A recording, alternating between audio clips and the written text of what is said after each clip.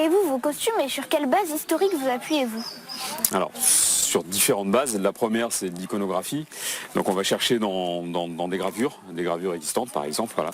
Là, on a des gravures d'un illustrateur qui s'appelait Carl Vernet et qui nous permettent de reconstituer à la fois des postures et surtout des costumes. Hein, voilà, par exemple, là, on a un marchand de billets de loterie et qui va la concrétisation de ce costume, voilà, on la trouve ici. Hein.